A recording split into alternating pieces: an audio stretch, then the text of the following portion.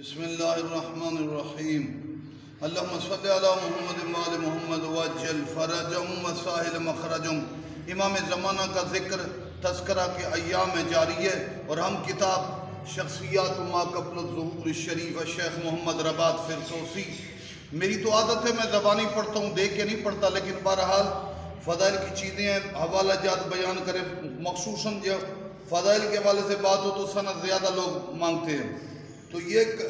شخصیات ما قبل الظہور شریف میں مولا موسیٰ بن جعفر کا بیان، آقا کی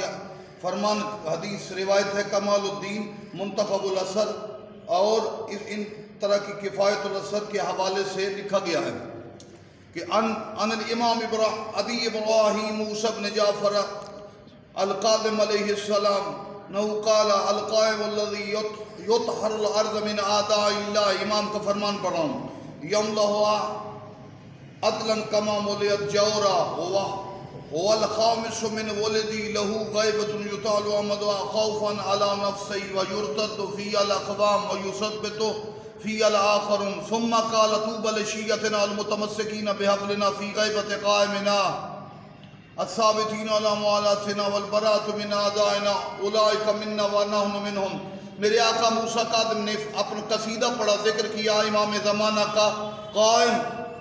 وہ قائم جو زمین کو اللہ کے دشمنوں سے پاک کرے گا، عدالت کا علم بلند کر کے، عدالت کو نافذ کر کے، ظلم و جور کے اختتام کی حسین علامت امام زمانہ آقا موسیٰ قادم فرماتے ہیں وَهُوَ الْخَامِسُ من ولدی، میری اولاد سے 5ویں نمبر پر، رضا مولا اس کے بعد 5ویں نمبر پر فرمایا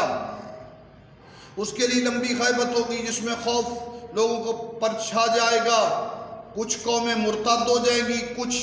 کچھ اقوام ثابت قدم رہیں گی۔ پھر میرے مولا موسیٰ قادم نے فرمایا توبہ، کامیابی ہے، خوشبختی ہے ان لوگوں کے لیے جو متمسک رہے، ملے رہے، ڈٹے رہے اور ہماری رسی سے کے ساتھ مربوط رہے امام زمانہ کی غیبت میں اور ہماری ولایت پر ثابت قدم رہے اور ہمارے دشمنوں سے نفرت کرتے رہے۔ امام زمانہ کی بھی تعریف ہو گئی اور امام کے ماننے والے جو ثابت قدم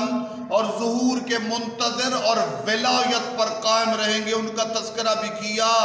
کامیابی بھی ہے۔ یاد رکھو سرکار موسیٰ بن جعفر کے اس مقدس فرمان کے تحت ہمیں چاہیے کہ امام کا تذکرہ کرے اور رسی سے یہی متمسک، وہی بچے گا جو ظہور کی دعا کرتے ہوئے منتظر رہے گا۔ والسلام علیکم ورحمۃ اللہ وبرکاتہ۔